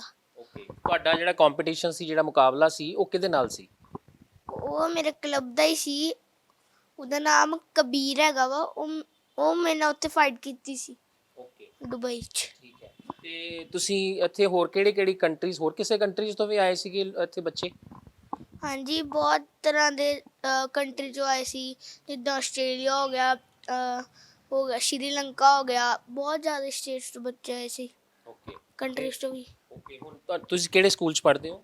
ਮੈਂ ਸਪਰਿੰਗਡੇਲ ਪੜ੍ਹਦਾ ਜੀ। ਓਕੇ, ਤੇ ਜਦੋਂ ਤੁਸੀਂ ਤੁਹਾਡੇ ਸਕੂਲ 'ਚ ਪਤਾ ਲੱਗਾ ਤੇ ਫਿਰ ਸਕੂਲ ਵਾਲਿਆਂ ਨੇ, ਤੁਹਾਡੇ ਟੀਚਰ ਨੇ, ਤੁਹਾਡੇ ਪ੍ਰਿੰਸੀਪਲ ਨੇ ਤੁਹਾਨੂੰ ਕੋਈ ਰਿਸਪੌਂਸ ਦਿੱਤਾ ਉਹਦੇ ਵਾਸਤੇ? ਪ੍ਰਿੰਸੀਪਲ ਨੇ ਦਿੱਤਾ ਸਾਡੀ ਕਲਾਸ 'ਚ, ਬਸ ਕਲਾਸ 'ਚ ਹੋ ਗਿਆ। ਕਲਾਸ 'ਚ ਮਤਲਬ ਸਾਰਿਆਂ ਨੇ, ਮੈਮ ਨੇ ਦੱਸਿਆ ਕਿ ਅਰਮਾਨ ਜਿਹੜਾ ਹੈ ਉਹ ਕੱਪ ਜਿੱਤ ਕੇ ਆਇਆ, ਹਾਂਜੀ ਦੱਸਿਆ ਸੀ, ਤੇ ਸਾਰਿਆਂ ਨੇ ਬੈਕਅਪ ਕੀਤਾ, ਤਾਲੀਆਂ ਮਾਰੀਆਂ? ਮਾਰੀਆਂ। Very good. ਕਿੰਨਾ ਕੁ ਅੱਛਾ ਲੱਗਾ ਜਦੋਂ ਤਾਲੀਆਂ ਵੱਜੀਆਂ? ਵਧੀਆ ਫੀਲ ਹੋਇਆ ਸੀ। ਹੁਣ ਅੱਗੇ ਫਿਰ ਕੀ ਸੋਚਿਆ ਹੁਣ ਗੇਮ ਨੂੰ ਲੈ ਕੇ? ਗੇਮ ਨੂੰ ਲੈ ਕੇ ਤਾਂ ਸੋਚਿਆ ਅੱਗੇ ਜਾ ਕੇ ਵਧੀਆ ਕਰੂੰਗਾ, ਕਰਾਟੇ ਚੈਂਪੀਅਨ ਬਣ ਜਾਊਂਗਾ, ਫਿਰ ਆਈ ਸੋਚਿਆ ਮੈਂ। ਓਕੇ, ਅੱਛਾ ਇਹ ਅਰਮਾਨ ਇਹ ਦੱਸੋ ਵੀ ਤੁਹਾਨੂੰ ਜਿਹੜਾ ਪੇਰੈਂਟਸ, ਤੁਹਾਡੇ ਪਾਪਾ ਜਾਂ ਮੰਮੀ ਹੈ ਨਾ, ਹੋਰ ਕੋਈ ਫੈਮਿਲੀ ਦੇ ਵਿੱਚ ਜੋ ਵੀ ਹੋਣਗੇ, ਉਹਨਾਂ ਨੇ ਕਿਸ ਤਰ੍ਹਾਂ ਸਪੋਰਟ ਕੀਤਾ? ਕਿਉਂਕਿ ਮੰਮੀ ਪਾਪਾ ਨੇ ਸਪੋਰਟ ਕੀਤਾ ਤੇ ਫਿਰ ਹੀ ਤੁਸੀਂ ਇੱਥੇ ਆਏ ਹੋ ਨਾ। ਹਾਂਜੀ, ਪਾਪਾ ਨੇ ਸਪੋਰਟ ਕੀਤਾ ਮੈਨੂੰ ਆਪ ਬਹੁਤ ਕਰਾਟੇ ਪਸੰਦ ਸੀ, ਟੀਵੀ 'ਚ ਵੇਖਦਾ ਰਿਹਾ, ਫਿਰ ਹੁਣ ਮੈਂ ਕਰਨ ਡਿਆ ਪਿਆ। ਓਕੇ, ਤੇ ਨਾਲ ਇਹਨਾਂ ਪੜ੍ਹਾਈ ਨਹੀਂ ਬੋਦਰ ਹੁੰਦੀ? ਪੜ੍ਹਾਈ ਮਤਲਬ ਡਿਸਟਰਬ ਨਹੀਂ ਹੁੰਦੀ ਇਹਦੇ ਨਾਲ ਪੜ੍ਹਾਈ? ਨਹੀਂ, ਮੇਰੀ ਰੂਟੀਨ ਬਣ ਗਈ ਹੈ ਨਾ, ਪੜ੍ਹਾਈ ਡਿਸਟਰਬ ਨਹੀਂ ਹੁੰਦੀ, ਓਕੇ, ਰੂਟੀਨ ਹੀ ਬਣ ਗਈ ਆ। ਤੇ ਟਾਈਮ ਦੋਵਾਂ ਲਈ ਕੱਢ ਲੈਂਦੇ ਹੋ? ਪ੍ਰੋਪਰ ਟਾਈਮ ਕੱਢ ਲੈਂਦੇ ਹੋ ਪੜ੍ਹਾਈ ਵਾਸਤੇ ਵੀ ਤੇ ਗੇਮ ਵਾਸਤੇ ਵੀ? ਹਾਂ, ਮੈਂ ਤੁਹਾਨੂੰ ਆਪਣੀ ਰੂਟੀਨ ਹੀ ਦੱਸ ਦਿੰਦਾ। ਮੈਂ ਸਵੇਰੇ ਸਕੂਲ ਜਾਂਦਾ, ਉੱਥੋਂ 3 o'clock ਵਾਪਸ ਆਉਂਦਾ, ਫਿਰ ਮੈਂ 4 to 5:30 ਟਿਊਸ਼ਨ ਪੜ੍ਹਦਾ, ਫਿਰ 6 to 8 ਕਰਾਟੇ ਹੁੰਦਾ, ਫਿਰ ਮੈਂ ਘਰ ਆਣ ਕੇ ਖਾਣਾ ਖੁਣਾ ਖਾ ਕੇ ਸੋ ਜਾਂਦਾ, ਫਿਰ ਇਹ 'ਚ ਪੜ੍ਹਾਈ ਡਿਸਟਰਬ ਨਹੀਂ ਹੁੰਦੀ, ਟਿਊਸ਼ਨ 'ਚ ਸਾਰਾ ਕੰਮ ਹੋ ਜਾਂਦਾ। ਓਕੇ, ਸੋ ਤੁਸੀਂ ਮਤਲਬ ਵੈਲ ਮੈਨੇਜ ਕੀਤਾ ਹੋਇਆ ਆਪਣੀ ਲਾਈਫ ਨੂੰ, ਔਰ ਬਿਜ਼ੀ ਮੈਨ ਹੋ ਤੁਸੀਂ। ਅੱਛਾ, ਜਿਹੜੇ ਬੱਚੇ ਸਪੋਰਟਸ ਨਹੀਂ ਕਰਦੇ, ਤੁਹਾਡੀ ਉਮਰ ਦੇ ਨੇ ਹੈ ਨਾ, ਜਾਂ ਛੋਟੇ ਨੇ ਜਾਂ ਵੱਡੇ ਨੇ, ਉਹਨਾਂ ਨੂੰ ਕੀ ਕਹਿਣਾ ਚਾਹੋ? ਕਿਉਂਕਿ ਸਪੋਰਟਸ ਵੱਲ ਬਹੁਤੇ ਬੱਚਿਆਂ ਦਾ ਧਿਆਨ ਨਹੀਂ, ਅੱਜ ਕੱਲ੍ਹ ਮੋਬਾਈਲ ਦੇਖਦੇ ਆ ਜ਼ਿਆਦਾ ਬੱਚੇ। ਤੁਸੀਂ ਮੋਬਾਈਲ ਨਹੀਂ ਦੇਖਦੇ? ਨਹੀਂ, ਮੈਨੂੰ ਬਸ ਰਾਤ ਨਹੀਂ ਮਿਲਦਾ। ਰਾਤ ਨੂੰ ਮਿਲਦਾ? ਅੱਛਾ, ਮਤਲਬ ਪਾਪਾ ਦਿੰਦੇ ਨਹੀਂ ਮੋਬਾਈਲ? ਨਹੀਂ, ਸਵੇਰੇ ਤੇ ਪਾਪਾ ਕੰਮ 'ਚ ਜਾਂਦੇ ਆ, ਕੰਮ ਕਰਦੇ ਆ, ਤੇ ਉਹ ਥੱਲੇ ਹੁੰਦੇ, ਫਿਰ ਮੈਂ ਆਪਣੀ ਦੁਕਾਨ 'ਤੇ ਹੁੰਦੇ ਆ, ਤੇ ਫਿਰ ਮੈਂ ਕਰ ਨਹੀਂ ਪਾਉਂਦਾ। ਰਾਤ ਜਦੋਂ ਵਾਪਸ ਆਉਂਦੇ ਉਦੋਂ ਮਿਲਦਾ। ਓਕੇ, ਕਿੰਨੀ ਦੇਰ ਮੋਬਾਈਲ ਦੇ? 50-60 ਮਿੰਟਸ। ਤੇ ਕੀ ਉਹਦੇ 'ਚ ਗੇਮ ਖੇਡਦੇ ਹੋ ਜਾਂ ਕੋਈ ਕਾਰਟੂਨ ਵਗੈਰਾ ਦੇਖਦੇ ਹੋ? ਗੇਮ ਖੇਡਦਾ ਮੈਂ। ਸੋ ਮਤਲਬ ਜਿਸ ਤਰ੍ਹਾਂ ਤੁਸੀਂ ਦੱਸ ਰਹੇ ਹੋ, ਤੁਸੀਂ ਗੇਮ ਵੀ ਖੇਡਦੇ ਹੋ, ਤੁਸੀਂ ਮੋਬਾਈਲ ਵੀ ਦੇਖਦੇ ਹੋ, ਤੁਸੀਂ ਸਟੱਡੀ ਵੀ ਕਰਦੇ ਹੋ, ਤੇ ਮੇਰਾ ਮਤਲਬ ਹੈਗਾ ਕਿ ਹਰ ਇੱਕ ਕੰਮ ਹੋ ਸਕਦਾ, ਪਰ ਉਹਨੂੰ ਲਿਮਿਟ 'ਚ ਕਰਨਾ ਚਾਹੀਦਾ, ਉਹਦਾ ਸ਼ਡਿਊਲ ਬਣਾਉਣਾ ਚਾਹੀਦਾ। ਇਹ ਤਾਂ ਰੂਟੀਨ ਹੈ ਨਾ, ਰੂਟੀਨ 'ਤੇ ਡਿਪੈਂਡ ਕਰਦਾ। ਓਕੇ, ਆਪਣਾ ਟਾਈਮ ਕੱਢੋ ਤੇ ਕਰੋ। ਆਪਣੇ ਜਿਹੜੇ ਤੁਹਾਡੇ ਵਰਗੇ ਸਟੂਡੈਂਟਸ ਨੇ, ਉਹਨਾਂ ਨੂੰ ਸਪੋਰਟਸ ਬਾਰੇ ਕੀ ਕਹਿਣਾ ਚਾਹੋਗੇ? ਸਪੋਰਟਸ ਉਹਨਾਂ ਨੂੰ ਕਰਨੀ ਚਾਹੀਦੀ ਹੈ, ਨਹੀਂ ਕਰਨੀ ਚਾਹੀਦੀ, ਤੇ ਕਿਉਂ ਕਰਨੀ ਚਾਹੀਦੀ ਹੈ? ਇਹ ਹੁਣ ਮੈਂ ਕਹਿ ਸਕਦਾ ਕਿ ਕਰਨੀ ਚਾਹੀਦੀ ਆ, ਪਰ ਫਿਰ ਮੈਂ ਉਹਨਾਂ ਨੂੰ ਧੱਕਾ ਨਹੀਂ ਨਾ ਕਰ ਸਕਦਾ। ਨਹੀਂ, ਧੱਕਾ ਨਹੀਂ, ਅਸੀਂ ਤਾਂ ਸਲਾਹ ਹੀ ਦੇ ਸਕਦੇ ਹਾਂ, ਹੈ ਨਾ, ਪਰ ਆਪਾਂ ਸਲਾਹ ਤੇ ਦੇ ਸਕਦੇ ਹਾਂ ਨਾ। ਉਹ ਸਲਾਹ ਕੀ ਹੈ ਆਪਣੀ? ਸਲਾਹ ਤੇ ਦੇ ਸਕਦਾ ਕਿ ਕਰੋ ਸਪੋਰਟਸ, ਮੋਬਾਈਲ ਫੜੋ, ਪਰ ਘੱਟ ਥੋੜੀ ਦੇਰ ਫੜੋ, ਲਿਮਿਟ ਕਰੋ ਆਪਣੀ, ਬਸ। ਥੋੜਾ ਬਹੁਤ ਟਾਈਮ ਸਪੋਰਟਸ ਵਾਸਤੇ ਜ਼ਰੂਰ ਕੱਢੋ। ਕੱਢੋ, ਪੜ੍ਹਾਈ ਵੀ ਕਰੋ, ਮੋਬਾਈਲ ਕੋ ਸਾਰਾ ਕੁਝ ਕਰੋ। ਹੁਣ ਫਿਊਚਰ 'ਚ ਕੀ ਸੋਚਿਆ ਵੀ ਇਹ ਕੰਟੀਨਿਊ ਕਰਾਂਗੇ ਗੇਮ ਨਾਲ? ਇਹ ਮੈਂ ਗੇਮ ਕੰਟੀਨਿਊ ਕਰਦੀ ਰਹਿਣੀ ਹੈ। ਕੰਟੀਨਿਊ ਕਰਦੇ ਰਹਿਣਾ। ਹਾਂਜੀ। ਸੋ ਇਹ ਸੰਜੀ ਤੁਸੀਂ ਅਰਮਾਨ ਸਿੰਘ ਜਿਹਦੇ ਕਿ ਤੁਸੀਂ ਵਿਚਾਰ ਸੁਣੇ ਨੇ, ਬਹੁਤ ਵਧੀਆ ਵਿਚਾਰ ਨੇ। ਸੋ ਇਹ ਵਿਚਾਰ ਆਏ ਕਿੱਥੋਂ? ਇਹ ਵਿਚਾਰ ਉਹਦੇ ਜਿਹੜੇ ਪੇਰੈਂਟਸ ਨੇ, ਉਹਦੇ ਮਾਤਾ ਨੇ, ਪਿਤਾ ਨੇ। ਸਾਡੇ ਨਾਲ ਉਹਨਾਂ ਦੇ ਪਿਤਾ ਜੀ ਮੌਜੂਦ ਨੇ, ਦਵਿੰਦਰ ਸਿੰਘ ਜੀ। ਪੈਰਾ 올림픽 ਤੁਹਾਨੂੰ ਦੱਸ ਦਈਏ ਵੀ ਖਿਡਾਰੀ ਵੀ ਨੇ, ਔਰ ਇਹਨਾਂ ਨੇ ਹੀ ਜਿਹੜਾ ਹੈ ਬੈਕਅਪ ਕੀਤਾ ਆਪਣੇ ਬੱਚੇ ਨੂੰ, ਔਰ ਜਿਹੜਾ ਹੱਲਾਸ਼ੇਰੀ ਦਿੱਤੀ ਹੈ, ਔਰ ਅੱਜ ਇਸ ਮੁਕਾਮ ਤੇ ਪਹੁੰਚਿਆ। ਆਸ ਕਰਦੇ ਹਾਂ ਕਿ ਅੱਗੇ ਵੀ ਇਸ ਤਰ੍ਹਾਂ ਹੀ ਮੱਲਾ ਮਾਰਦਾ ਰਹੇਗਾ। ਇਹਨਾਂ ਨਾਲ ਗੱਲਬਾਤ ਕਰਕੇ ਜਾਣਦੇ ਹਾਂ ਕਿ ਕਿੰਨਾ ਔਖਾ ਸੀਗਾ ਜਾਂ ਕਿਸ ਤਰ੍ਹਾਂ ਸਟਾਰਟ ਹੋਇਆ। ਹਾਂਜੀ ਭਾਈ ਸਾਹਿਬ ਜੀ, ਸਵਾਗਤ ਹੈ ਜੀ। ਸਤਿ ਸ਼੍ਰੀ ਅਕਾਲ। ਸਤਿ ਸ਼੍ਰੀ ਅਕਾਲ। ਹਾਂਜੀ ਸਰ, ਤੁਸੀਂ ਖੁਦ ਵੀ ਇੱਕ ਪੈਰਾ ਜਿਹੜਾ 올림픽 ਜਾਂ ਗੇਮ ਜਾਂ ਖੇਲਦੇ ਹੋ, ਤੇ ਇਹ ਬੱਚਿਆਂ ਨੂੰ ਕਿਸ ਤਰ੍ਹਾਂ ਤੁਹਾਡੇ ਮਨ ਚ ਆਇਆ ਵੀ ਹੁਣ ਇਸ ਗੇਮ ਚ ਪਾਉਣਾ ਜੀ? ਪਹਿਲਾਂ ਤਾਂ ਮੈਂ ਤੁਹਾਨੂੰ ਥੋੜਾ ਜਿਹਾ ਕਰੈਕਟ ਕਰਾਂਗਾ ਕਿ ਪੈਰਾ ਸਪੋਰਟਸ, ਕਿਉਂਕਿ ਪੈਰਾ 올림픽 ਉਦੋਂ ਕਿਹਾ ਜਾਂਦਾ ਜਦੋਂ ਅਸੀਂ 올림픽ਸ ਦੇ ਵਿੱਚ ਅਸੀਂ ਪਾਰਟਿਸਿਪੇਟ ਕਰਦੇ ਹਾਂ। ਉਸ ਤੋਂ ਪਹਿਲਾਂ ਅਸੀਂ ਜਿਹੜੀ ਵੀ ਕੋਈ ਗੇਮ ਕਰਦੇ ਹਾਂ, ਮੈਂ ਸ਼ੂਟਿੰਗ ਕਰਦਾ, ਪੈਰਾ ਸ਼ੂਟਿੰਗ ਦੀ ਕੈਟਾਗਰੀ 'ਚ ਆਉਂਦੀ ਹੈ। ਸੋ ਦੂਸਰੀ ਗੱਲ ਇਹ ਹੈਗੀ ਹੈ ਕਿ ਸਪੋਰਟਸ ਮੈਂ ਜਦੋਂ ਠੀਕ ਵੀ ਸੀਗਾ ਡਿਸੇਬਿਲਿਟੀ ਤੋਂ ਪਹਿਲਾਂ, ਅਤੇ ਮੈਂ ਉਦੋਂ ਵੀ ਸਪੋਰਟਸ ਕਰਦਾ ਸੀਗਾ। ਅਤੇ ਸਪੋਰਟਸ ਇੱਕ ਬੰਦੇ ਦਾ ਇੱਕ ਅਹਿਮ ਅੰਗ ਹੋਣਾ ਚਾਹੀਦਾ ਜ਼ਿੰਦਗੀ ਦੇ ਵਿੱਚ, ਜਿਹੜਾ ਕਿ ਉਹਨੂੰ ਹਮੇਸ਼ਾ ਇੱਕ ਫਾਈਟਿੰਗ ਸਪਿਰਿਟ ਪੈਦਾ ਕਰਦਾ ਬੰਦੇ ਦੇ ਵਿੱਚ, ਉਹਨੂੰ ਸਿਚੁਏਸ਼ਨਸ ਹੈਂਡਲ ਕਰਨ ਦੀ ਸਮਰੱਥਾ ਬਖਸ਼ਿਸ਼ ਕਰਦਾ। ਸੋ ਮੈਂ ਜਦੋਂ ਆਪਣੀ ਇੰਜਰੀ ਤੋਂ ਬਾਅਦ, ਮੈਂ ਥੋੜ੍ਹਾ ਜਿਹਾ ਰੀਹੈਬਿਲਿਟੇਸ਼ਨ ਤੋਂ ਬਾਅਦ ਇੰਡੀਪੈਂਡੈਂਟ ਹੋਇਆ, ਤਾਂ ਕਾਫੀ ਜ਼ਿਆਦਾ ਪ੍ਰਾਇਓਰਟੀਜ਼ ਹੋਰ ਸੀਗੀਆਂ। ਪਰ ਜਦੋਂ ਮੈਂ ਆਪਣੇ ਆਪ ਨੂੰ ਸਟੇਬਲਾਈਜ਼ ਕਰ ਲਿਆ, ਅਤੇ ਮੈਂ ਥੋੜ੍ਹਾ ਜਿਹਾ ਗੇਮ ਦੇ ਵਿੱਚ ਦੁਬਾਰਾ ਅੱਗੇ ਆਉਣਾ ਸ਼ੁਰੂ ਕਰਤਾ, ਜਿਹਦੇ ਵਿੱਚ ਕਾਰ ਰੇਸਿੰਗ ਵਗੈਰਾ ਸੀਗੀ, ਪਲੱਸ ਨਾਲ ਸ਼ੂਟਿੰਗ ਸੀਗੀ। ਸੋ ਸ਼ੂਟਿੰਗ ਜਿਹੜੀ ਮੇਰਾ ਇੱਕ ਸ਼ੌਂਕ ਸੀਗਾ, ਨਾ ਮੈਂ ਪ੍ਰੋਫੈਸ਼ਨਲੀ ਨਹੀਂ ਕਰਦਾ। ਅਤੇ ਜਦੋਂ ਮੈਂ ਸ਼ੂਟਿੰਗ ਕਰਦਾ ਸੀਗਾ ਅਤੇ ਮੇਰੇ ਮੈਡਲਸ ਵਗੈਰਾ ਆਉਂਦੇ ਸੀਗੇ, ਅਤੇ ਬੇਟਾ ਉਸ ਤੋਂ ਵੀ ਕਾਫੀ ਮੋਟੀਵੇਟ ਹੁੰਦਾ ਸੀਗਾ। ਉਹਨੂੰ ਵੀ ਲੱਗਦਾ ਸੀਗਾ ਕਿ ਪਾਪਾ ਮੇਰੇ ਮੈਡਲ ਕਦੋਂ ਆਉਣਗੇ, ਜਾਂ ਮੈਂ ਵੀ ਫੇਮਸ ਕਿਸ ਤਰ੍ਹਾਂ ਹੋਊਂਗਾ। ਅਤੇ ਉਸ ਤਰ੍ਹਾਂ ਫਿਰ ਇਹਨੂੰ ਕਾਫੀ ਸਾਰਾ ਗੇਮ ਸੀਗੀਆਂ ਜੀ, ਇਹ ਤਾਂ ਨਹੀਂ ਸੀ ਪਤਾ ਕਿ ਇਹਨੂੰ ਕਿਹੜੀ ਗੇਮ 'ਚ ਲੈ ਕੇ ਜਾਣਾ। ਅਤੇ ਇਸ ਕਰਕੇ ਮੈਨੂੰ ਬਹੁਤ ਸਾਰੀਆਂ ਗੇਮ ਜਿਹੜੀਆਂ ਸੀਗੀਆਂ ਘਰ ਦੇ ਵਿੱਚ, ਜਿਹੜਾ ਇਹਨਾਂ ਦਾ ਦਿਖਾਉਂਦਾ ਸੀਗਾ, ਜਿਹਨਾਂ ਦਾ ਮਨ ਕਰਦਾ ਸੀਗਾ, ਇਹਨਾਂ ਨੂੰ ਇਕਵਿਪਮੈਂਟ ਲੈ ਕੇ ਦੇ ਦਿੱਤੀਆਂ ਜਾਂਦੀਆਂ, ਜਿਵੇਂ ਹਾਕੀ ਹੋ ਗਈ, ਕੋਈ ਬੈਡਮਿੰਟਨ ਹੋ ਗਿਆ, ਬਾਕਸਿੰਗਸ ਹੋ ਗਈ, ਰਨਿੰਗ ਵਗੈਰਾ ਵੀ ਮੇਰੇ ਨਾਲ ਜਾਂਦਾ ਸੀਗਾ। ਰਨਿੰਗ ਕਰਨ ਵਾਸਤੇ ਰਨਿੰਗ ਕਰ ਲੈਂਦਾ 3-4 ਕਿਲੋਮੀਟਰ। ਸੋ ਕਾਫੀ ਤਰ੍ਹਾਂ ਦੀਆਂ ਗੇਮ ਜਿਹੜੀਆਂ ਸੀਗੀਆਂ ਚੱਲਦੀਆਂ ਸੀਗੀਆਂ। ਬਟ ਕੋਵਿਡ ਦੇ ਦੌਰਾਨ ਇਹਦਾ ਵੇਟ ਥੋੜ੍ਹਾ ਜਿਹਾ ਵਧਣਾ ਸ਼ੁਰੂ ਹੋ ਗਿਆ, ਅਤੇ ਮੈਨੂੰ ਪਤਾ ਲੱਗਾ ਕਿ ਪ੍ਰੋਫੈਸ਼ਨਲੀ ਮੈਂ ਕਿਤੇ ਜਦੋਂ ਲੈ ਕੇ ਜਾਂਦਾ ਸੀ, ਮੈਨੂੰ ਖੁਦ ਮੁਸ਼ਕਿਲ ਆਉਂਦੀ ਸੀ ਕਿ ਮੈਂ ਦੂਰ ਕਿਤੇ ਲੈ ਕੇ ਜਾਵਾਂ, ਕਿ ਮੇਰੀ ਆਪਣੀ ਰੂਟੀਨ ਜ਼ਿਆਦਾ ਬਿਜ਼ੀ ਹੋਣ ਦੇ ਕਰਕੇ ਮੈਨੂੰ ਦੂਰ ਲੈ ਕੇ ਨਹੀਂ ਸੀ ਜਾ ਪਾਉਂਦਾ। ਅਤੇ ਮੈਨੂੰ ਪਤਾ ਲੱਗਾ ਕਿ ਸੈਲੀਬ੍ਰੇਸ਼ਨ ਮਾਲ ਦੀ ਲੋਅਰ ਗਰਾਊਂਡ ਦੇ ਵਿੱਚ ਕਰਾਟੇ ਦੀ ਪ੍ਰੈਕਟਿਸ ਚੱਲਦੀ ਹੈ। ਅਤੇ ਮੈਂ ਉਹਨਾਂ ਦੇ ਕੋਚ ਸਾਹਿਬ ਨਾਲ ਗੱਲ ਕੀਤੀ, ਅਤੇ ਉਹ ਕਹਿੰਦੇ ਕੋਈ ਨਾ, ਸਾਡੇ ਕੋਲ ਭੇਜ ਦਿਆ ਕਰੋ। ਅਤੇ ਸੋ ਮੇਰਾ ਉੱਥੇ ਭੇਜਣ ਦਾ ਕਾਰਨ ਸਿਰਫ ਇਹ ਸੀਗਾ ਕਿ ਥੋੜ੍ਹਾ ਬੋਡੀ ਫਿਟਨੈਸ ਰਹੇ। ਪਰ ਇਹਦੀ ਲਗਨ ਸੀਗੀ, ਜਾਂ ਕੋਚ ਸਾਹਿਬ ਦੀ ਮਿਹਨਤ ਸੀਗੀ, ਜਿਹੜੇ ਕਿ ਬਹੁਤ ਪ੍ਰੋਫੈਸ਼ਨਲੀ ਕੋਚਿੰਗ ਦਿੰਦੇ ਨੇ, ਕਿ ਅੱਜ ਇਹ ਬੱਚੇ ਇੰਨੀ ਛੋਟੀ ਉਮਰ ਦੇ ਵਿੱਚ ਹੀ ਡੋਮੈਸਟਿਕ ਅਤੇ ਕਿ ਇੰਟਰਨੈਸ਼ਨਲ ਲੈਵਲ 'ਤੇ ਵੀ ਖੇਡਣ ਦੇ ਯੋਗ ਬਣ ਸਕੇ। ਸਰ ਤੁਸੀਂ ਬੜੀ ਇੱਕ ਨਾਰਮਲ ਲਾਈਫ ਜੀਵੀ ਆ, ਉਸ ਤੋਂ ਬਾਅਦ ਐਕਸੀਡੈਂਟ ਤੋਂ ਬਾਅਦ ਜਿਹੜਾ ਤੁਸੀਂ ਇਹ ਲਾਈਫ 'ਚ ਵੀ ਆਏ ਹੋ, ਬੰਦਾ ਜ਼ਿਆਦਾ ਤਾਂ ਡਿਪਰੈਸ਼ਨ 'ਚ ਹੀ ਚਲੇ ਜਾਂਦਾ, ਲੇਕਿਨ ਤੁਸੀਂ ਆਪਣੇ ਡਿਪਰੈਸ਼ਨ ਤੋਂ ਓਵਰਕਮ ਜਿਹੜਾ ਕਰਕੇ ਤੇ ਹੋਰਨਾਂ ਲਈ ਵੀ ਪ੍ਰੇਰਨਾ ਸਰੋਤ ਬਣੇ ਹੋ। ਈਵਨ ਕਿ ਤੁਸੀਂ ਪੰਜਾਬ ਜਿਹੜਾ ਬੋਰਡ ਬਣਿਆ ਹੈ, ਡਿਸੇਬਿਲਟੀ ਬੋਰਡ ਹੈ, ਉਹਦੇ ਵਿੱਚ ਐਡਵਾਈਜ਼ਰੀ ਬੋਰਡ 'ਚ ਵੀ ਜਿਹੜੇ ਮੈਂਬਰ ਹੋ। ਤੇ ਆਪਣੀ ਵੀ ਥੋੜ੍ਹਾ ਦੱਸੋ ਕਿਸ ਤਰ੍ਹਾਂ ਮਤਲਬ ਸਪੋਰਟਸ ਤੱਕ, ਐਕਸੀਡੈਂਟ ਤੋਂ ਲੈ ਕੇ ਸਪੋਰਟਸ ਤੱਕ ਫਿਰ ਦੁਬਾਰਾ ਉਸੇ ਮੁਕਾਮ ਤੇ ਪਹੁੰਚਣਾ ਕਿਸ ਤਰ੍ਹਾਂ ਦਾ ਰਿਹਾ? ਦੇਖੋ ਜੀ, ਸਪੋਰਟਸ ਤੇ ਇੱਕ ਤੁਹਾਡੀ ਇੱਕ ਸੋਚ ਦੇ ਨਾਲ ਹੀ ਡਿਵੈਲਪ ਹੋ ਜਾਂਦੀ ਹੈ, ਜੇ ਤੁਸੀਂ ਸਪੋਰਟਸ ਕਰਨੀ ਚਾਹੁੰਦੇ ਹੋ। ਬਟ ਇਹ ਕੀ ਹੈਗਾ ਕਿ ਤੁਹਾਨੂੰ ਇੱਕ as a disabled person sports ਕਰਨੀ ਆ, ਉਹਦੇ ਵਿੱਚ ਥੋੜ੍ਹਾ ਜਿਹਾ ਟਫ ਇਹ ਰਹਿ ਜਾਂਦਾ ਕਿ ਸਾਡਾ ਜਿਹੜਾ ਇਨਫਰਾਸਟਰਕਚਰ ਹੈ, ਇਹ ਕਾਫੀ ਜ਼ਿਆਦਾ ਕੋਈ ਸਪੋਰਟਿਵ ਨਹੀਂ ਆ ਸਾਡੇ ਡਿਸੇਬਲਡ ਬੰਦਿਆਂ ਲਈ, ਜਿਵੇਂ ਕਿ ਸਾਡਾ ਸਿਸਟਮ ਸਪੋਰਟਿਵ ਨਹੀਂ ਹੈ। ਸੋ ਕੋਈ ਵੀ ਡਿਸੇਬਲਡ ਬੰਦਾ ਜਦੋਂ ਘਰੋਂ ਬਾਹਰ ਨਿਕਲਦਾ, ਤਾਂ ਉਹਨੂੰ ਪਹਿਲਾਂ ਸਭ ਤੋਂ ਮਜਬੂਰੀ ਆਉਂਦੀ ਹੈ ਕਿ ਸਾਡਾ ਜਿਹੜੀ ਜਗ੍ਹਾ ਨੇ ਉਹ ਐਕਸੈਸੀਬਲ ਨਹੀਂ ਹੈ। ਐਕਸੈਸੀਬਲ ਤੋਂ ਭਾਵ ਇਹ ਹੁੰਦਾ ਕਿ ਉਹ ਜੇ ਕਿਤੇ ਬਾਹਰ ਜਾਣਾ ਚਾਹੁੰਦਾ ਆ, ਜੇ ਉਹ ਕਿਤੇ ਬੱਸ 'ਤੇ ਚੜ੍ਹਨਾ ਚਾਹੁੰਦਾ, ਕਿ ਬੱਸਾਂ ਦੇ ਵੀਲਚੇਅਰ ਜਾਂ ਉਹਨਾਂ ਦਾ ਕੋਈ ਜਿਹੜੇ ਬੰਦੇ ਟਰਾਈਸਾਈਕਲਸ ਵਗੈਰਾ 'ਤੇ ਨੇ, ਜਾਂ ਉਹ ਬਲਾਈਂਡ ਨੇ, ਕਿ ਉਹ ਆਪਣੇ ਆਪ ਚੱਲ ਸਕਦੇ ਨੇ, ਉਹਨਾਂ ਨੂੰ ਟੈਕਟਾਈਲ ਫਲੋਰਿੰਗਸ ਨਹੀਂ ਮਿਲਦੀਆਂ, ਜਾਂ ਉਹਨਾਂ ਨੂੰ ਖੱਡੇ ਮਿਲ ਜਾਂਦੇ ਨੇ, ਜਾਂ ਰੈਂਪਸ ਨਹੀਂ ਮਿਲਦੇ, ਜੇ ਮਿਲਦੇ ਨੇ ਤਾਂ ਉਹ ਐਜ਼ ਪਰ ਸਟੈਂਡਰਡਸ ਨਹੀਂ ਮਿਲਦੇ। ਜੇ ਉਹ ਆਪਣੇ ਕਿਸੇ ਸਟੇਡੀਅਮ ਦੇ ਵਿੱਚ ਜਾਂ ਕੋਈ ਸਪੋਰਟਸ 'ਤੇ ਜਾਂ ਫੈਸਿਲਿਟੀਜ਼ 'ਤੇ ਜਾਂਦੇ ਨੇ, ਅਤੇ ਉੱਥੇ ਉਹਨੂੰ ਅੰਦਰ ਨਹੀਂ ਜਾਇਆ ਜਾਂਦਾ। ਮੈਂ ਆਪਣੀ ਗਾਂਧੀ ਗਰਾਊਂਡ ਦੀ ਵੀ ਗੱਲ ਕਰ ਦੇਵਾਂ, ਅਤੇ ਉੱਥੇ ਵੀ ਅੰਦਰ ਜਾਣ ਦੇ ਵਿੱਚ ਬਹੁਤ ਸਾਰੀਆਂ ਮੁਸ਼ਕਲਾਂ ਦਾ ਸਾਹਮਣਾ ਕਰਨਾ ਪੈਂਦਾ, ਕਿਤੇ ਰੈਂਪਸ ਨਹੀਂ ਮਿਲਦੇ। ਸੋ ਇੱਕ ਸਪੋਰਟਸਮੈਨ ਦੇ ਵਾਸਤੇ ਮੁਸ਼ਕਲਾਂ ਤਾਂ ਹੈਗੀਆਂ ਨੇ, but being A para sports ਉਹ ਮੁਸ਼ਕਲਾਂ ਕਈ ਗੁਣਾ ਜ਼ਿਆਦਾ ਹੁੰਦੀਆਂ ਨੇ। ਪਰ ਫਿਰ ਵੀ ਜਿਹੜੇ ਸਾਡੇ ਵੀਰ ਕੋਈ ਸਪੋਰਟਸ ਦਾ ਇੱਕ ਚਾਹ ਰੱਖ ਲੈਂਦੇ ਨੇ ਮਨ ਦੇ ਵਿੱਚ, ਅਤੇ ਫਿਰ ਉਹ ਕੋਈ ਨਾ ਕੋਈ ਰਾਹ ਤਾਂ ਕੱਢ ਲੈਂਦੇ ਨੇ, ਪਰ ਰਾਹ ਉਹਨਾਂ ਵੱਲੋਂ ਪਰਸਨਲੀ ਹੁੰਦੇ ਨੇ। ਸਿਸਟਮ ਦੇ ਸਪੋਰਟਿਵ ਅੱਜ ਤੱਕ ਮੈਂ ਨਹੀਂ ਦੇਖਿਆ ਕਿਤੇ ਵੀ ਹੈਗੇ ਨੇ।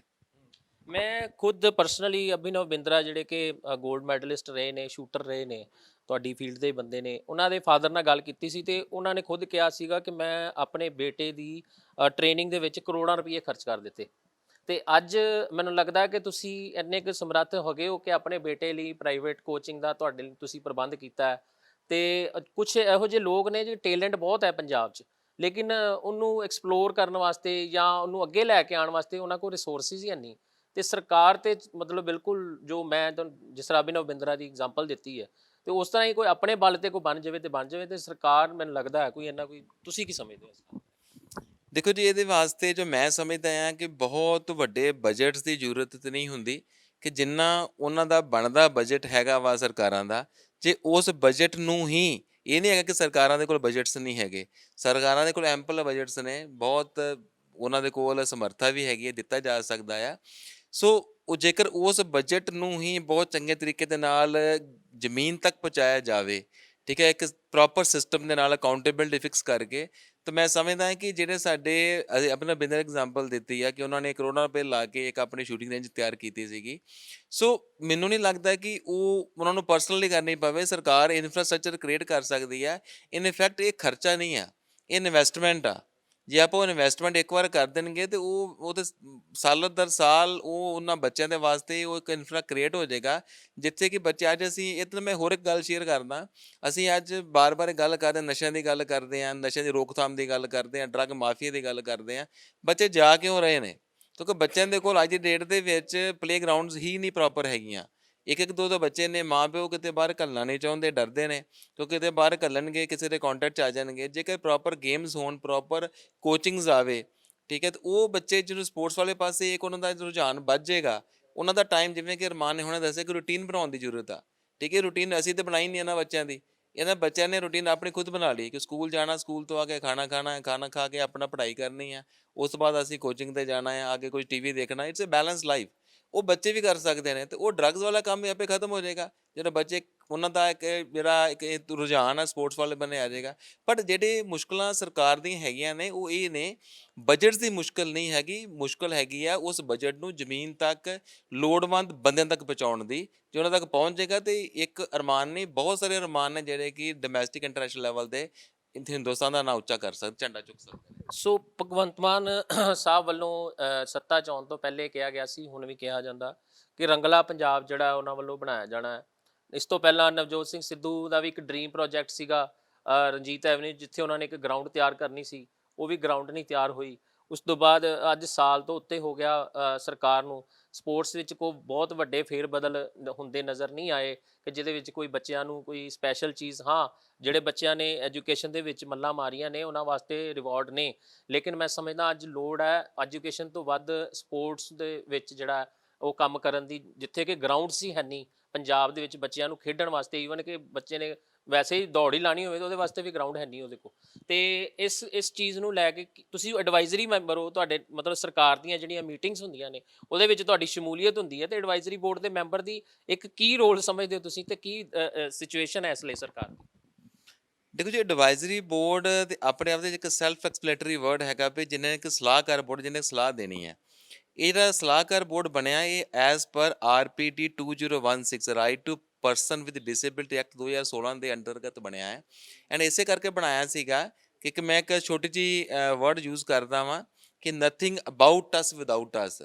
ਮਤਲਬ ਵੀ ਸਾਡੇ ਬਾਰੇ ਜੇ ਕੋਈ ਚੀਜ਼ ਬਣਾਈ ਜਾਵੇ, ਸਾਡੇ ਨੂੰ ਵਿੱਚ ਸ਼ਮੂਲੀਅਤ ਕਰਕੇ ਬਣਾਈ ਜਾਵੇ। ਜੇ ਕਿ ਉਸ ਤੋਂ ਬਗੈਰ ਬਣਾਵਾਂਗੇ ਤਾਂ ਉਹ ਸਾਡੇ ਵਾਸਤੇ ਨਹੀਂ ਬਣੇਗੀ, ਕਿਸੇ ਹੋਰ ਵਾਸਤੇ ਬਣੇਗੀ। ਪਰ ਜੋ ਚੀਜ਼ ਮੈਂ ਪਿਛਲੀ ਸਰਕਾਰ ਦੇ ਵਿੱਚ ਦੇਖੀ ਸੀਗੀ, ਇਸ ਸਰਕਾਰ ਨੇ ਹੁਣ ਤੱਕ ਸਾਲ ਹੋ ਚੁੱਕਾ, ਅਜੇ ਤੱਕ ਸਾਡੀ ਇੱਕ ਵੀ ਮੀਟਿੰਗ ਕੰਡਕਟ ਨਹੀਂ ਕੀਤੀ, ਜਿਹੜੇ ਕਿ ਬਹੁਤ ਨਿਰਾਸ਼ਾਜਨਕ ਆ। ਉਹਨਾਂ ਦਾ ਧਿਆਨ ਹੀ ਨਹੀਂ ਹੈਗਾ ਇਸ ਚੀਜ਼ ਦੇ ਉੱਤੇ। ਪਰ ਜੇਕਰ ਮੈਂ ਪਿਛਲੀ ਸਰਕਾਰ ਦੀ ਵੀ ਗੱਲ ਕਰਾਂ, ਉਹਨਾਂ ਦਾ ਵੀ ਜਿਹੜਾ ਕੋਈ ਸੀਗਾ ਰੁਝਾਨ ਕੋਈ ਬਹੁਤ ਪੋਜ਼ੀਟਿਵ ਨਹੀਂ ਸੀਗਾ। ਕਿ ਜਦੋਂ ਅਸੀਂ ਇੱਕ ਹੀ ਮੀਟਿੰਗ ਹੋਈ ਸੀ, ਜਦ ਕਿ ਐਜ਼ ਪਰ RPT ਉਹਦੇ ਵਿੱਚ ਇਹ ਵੀ ਪ੍ਰਾਵਧਾਨ ਹੈਗਾ ਕਿ ਸਾਡੀ ਘੱਟੋ ਘੱਟ 6 ਮਹੀਨੇ ਇੱਕ ਮੀਟਿੰਗ ਹੋਣੀ ਮੈਂਡੇਟਰੀ ਹੈ, ਤੇ ਉਸ ਤੋਂ ਵੱਧ ਵੀ ਹੋ ਸਕਦੇ ਨੇ। ਬਟ ਉਹ 6 ਮਹੀਨੇ ਇੱਕ ਦੇ ਕੀ, ਉਹ ਮਤਲਬ 3 ਸਾਲ 'ਚ ਇੱਕ ਮੀਟਿੰਗ ਹੋਈ ਸੀਗੀ। ਐਂਡ ਉਸ ਮੀਟਿੰਗ ਦੇ ਵਿੱਚ ਵੀ ਜੋ ਮੈਂ ਮਿਨਿਸਟਰ ਸਾਹਿਬ ਦਾ ਰਵੱਈਆ ਦੇਖਿਆ ਸੀ, ਉਹ ਇੰਨਾ ਕੁ ਰਵੱਈਆ ਸੀਗਾ ਕਿ ਸਾਨੂੰ ਇੱਕ ਸਪੈਕਟੇਟਰਸ ਦੀ ਤਰ੍ਹਾਂ ਉੱਥੇ ਰੱਖਿਆ ਗਿਆ ਸੀਗਾ। ਇਨਫੈਕਟ ਮੈਂ ਆਪਣੇ ਵੱਲੋਂ ਇੱਕ ਰਿਟਨ ਐਡਵਾਈਜ਼ਰੀ ਬਣਾ ਕੇ ਉਹਨਾਂ ਨੂੰ ਸ਼ੇਅਰ ਕੀਤੀ ਸੀਗੀ ਕਿ ਜਿਵੇਂ ਕਿ ਤੁਹਾਨੂੰ ਹੁਣੇ ਮੈਂ ਕਹਿ ਰਿਹਾ ਕਿ ਸਰਕਾਰ ਕੋਲ ਬਜਟ ਦੀ ਕਮੀ ਨਹੀਂ ਹੈਗੀ, ਜ਼ਰੂਰਤ ਹੈਗੀ ਆ ਕਿ ਬਜਟ ਨੂੰ ਜ਼ਮੀਨ 'ਤੇ ਪਹੁੰਚਾਉਣ ਦੀ। ਉਸੇ ਤਰੀਕੇ ਦੇ ਨਾਲ ਜਿਵੇਂ ਸਾਡਾ ਸੋਸ਼ਲ ਸਿਕਿਉਰਿਟੀ ਡਿਪਾਰਟਮੈਂਟ ਦੀ ਮੈਂ ਗੱਲ ਕੀਤੀ, ਜਿਹਦੇ ਅੰਤਰਗਤ ਸਾਡਾ ਡਿਸੇਬਿਲਟੀ ਮਹਿਕਮਾ ਵੀ ਆਉਂਦਾ ਵਾ, ਉਹਦੇ ਵਿੱਚ ਜ਼ਰੂਰਤ ਹੈਗੀ ਆ ਵਰਕਫੋਰਸ। ਉਹਨਾਂ ਕੋਲ ਵਰਕਫੋਰਸ ਹੀ ਨਹੀਂ ਹੈਗੀ। ਉਹਨਾਂ ਕੋਲ ਵਰਕਫੋਰਸ ਨਾ ਹੋਣ ਦੇ ਕਰਕੇ ਉਹ ਆਪਣਾ ਕੰਮ ਪੂਰਾ ਨਹੀਂ ਕਰ ਪਾਉਂਦੇ। ਤਾਂ ਮੈਂ ਇੱਕ ਪ੍ਰਪੋਜ਼ਲ ਸ਼ੇਅਰ ਕੀਤੀ ਸੀ ਕਿ ਵੀ ਤੁਸੀਂ ਇਸ ਤਰੀਕੇ ਦੇ ਨਾਲ ਤੁਸੀਂ ਅਸੀਂ ਵਲੰਟੀਅਰਸ ਦੀ ਇਨਵੋਲਵਮੈਂਟ ਕਰ ਸਕਦੇ ਹਾਂ, ਤੇ ਉਹਦੇ ਨਾਲ ਕੀ ਇਹਨਾਂ ਦਾ ਵਰਕਲੋਡ ਵੀ ਘਟੇਗਾ ਐਂਡ ਜਿਹੜਾ ਕਿ ਸਰਕਾਰ ਦੇ ਬਜਟ ਸਹੀ ਲੋਕਾਂ ਤੱਕ ਪਹੁੰਚਣਗੇ। ਪਰ ਮੈਨੂੰ ਨਹੀਂ ਲੱਗਦਾ ਕਿ ਮੇਰੀ ਉਹ ਸੁਝਾਅ ਉਹਨਾਂ ਨੇ ਕਿਤੇ ਪੜ੍ਹੇ ਵੀ ਹੋਣਗੇ। ਜੇ ਪੜ੍ਹੇ ਹੁੰਦੇ ਤਾਂ ਮੈਨੂੰ ਕਾਲ ਤਾਂ ਜ਼ਰੂਰ ਆਉਂਦੀ। ਤੇ ਇਸ ਕਰਕੇ ਉਹ ਸਰਕਾਰ ਦੇ ਰਵੱਈਏ ਤੋਂ ਅਸੀਂ ਬਹੁਤ ਜ਼ਿਆਦਾ ਸੰਤੁਸ਼ਟ ਨਹੀਂ ਹੈਗੇ। ਮਾਲੀ ਸਾਹਿਬ ਦੀ ਇੱਕ ਮਲਵਿੰਦਰ ਸਿੰਘ ਮਾਲੀ ਸ਼ਾਇਦ ਨਾਮ ਹੈ ਉਹਨਾਂ ਦਾ, ਜਿਨ੍ਹਾਂ ਨੂੰ ਐਡਵਾਈਜ਼ਰੀ ਬੋਰਡ 'ਚ ਰੱਖਿਆ ਗਿਆ ਸੀ ਸਿੱਧੂ ਸਾਹਿਬ ਵੱਲੋਂ। ਤੇ ਉਹਨਾਂ ਦੀ ਇੱਕ ਮੈਂ ਸਪੀਚ ਸੁਣੀ ਸੀ, ਉਹਨਾਂ ਨੇ ਕਿਹਾ ਸੀ ਕਿ ਮੇਰੇ ਕੋਲੋਂ ਉਹਨਾਂ ਨੇ ਇੱਕ ਖਲੜਾ ਤਿਆਰ ਕਰਾਇਆ ਤੇ ਮੈਂ ਪ੍ਰੈਜੈਂਟੇਸ਼ਨ ਵਾਸਤੇ, ਤੇ ਜਦੋਂ ਪ੍ਰੈਜੈਂਟੇਸ਼ਨ ਹੋਈ ਤੇ ਉਹ ਖਲੜਾ ਕੁਝ ਹੋਰ ਹੀ ਬੋਲਿਆ ਗਿਆ। ਤੇ ਮੈਂ ਉਹਨਾਂ ਨੂੰ ਪੁੱਛਿਆ ਬੋਲਿਆ ਕਿਆ ਨਹੀਂ, ਤੇ ਉਹਨਾਂ ਨੇ ਕਿਹਾ ਜੀ ਇਹ ਸਿਰਫ ਤੁਹਾਨੂੰ ਕਰਵਾਉਣਾ ਹੀ ਸੀਗਾ, ਕੁਝ ਚੀਜ਼ਾਂ ਦਿਖਾਉਣ ਵਾਸਤੇ ਹੁੰਦੀਆਂ, ਕਰਨ ਵਾਸਤੇ ਨਹੀਂ। ਸੋ ਉਹੋ ਜਿਹਾ ਹੀ ਤੁਸੀਂ ਮੈਨੂੰ ਜਾਪਦਾ ਕੁਝ ਜਿਹੜੀ ਐਡਵਾਈਜ਼ਰੀ ਬੋਰਡ ਦੇ ਮੈਂਬਰ ਵਾਲੀ ਜਿਹੜੀ ਗੱਲ ਸੁਣਾਈ ਹੈ। ਲੇਕਿਨ ਇਹ ਗੱਲ ਦੀ ਹੁਣ ਸ਼ਿਕਾਇਤ ਕਿੱਥੇ ਕਰੋਗੇ ਜੇ ਹੋਈ ਨਹੀਂ, ਤੇ ਉਹਨੂੰ ਕਹਾਂਗੇ ਕਿੱਥੇ ਆਪਾਂ ਕਿ ਵੀ ਹੋਈ ਨਹੀਂ, ਤੇ ਜਿਹਦੇ ਨਾਲ ਕਿ ਉਹ ਅੱਗੇ ਆ ਕੇ ਉਸ ਚੀਜ਼ ਨੂੰ ਹੋ ਸਕੇ, ਉਸ ਚੀਜ਼ ਨੂੰ ਪੋਸੀਬਲ ਹੋ ਸਕੇ, ਮੀਟਿੰਗਸ ਹੋ ਸਕਣ। ਦੇਖੋ ਜੀ, ਸਭ ਤੋਂ ਵੱਡੀ ਗੱਲ ਤੇ ਕੀ ਆਉਂਦੀ ਹੈ ਵੀ ਜਿਸ ਤਰ੍ਹਾਂ ਮੈਂ ਹੁਣੇ ਗੱਲ ਕਿ nothing about us without us.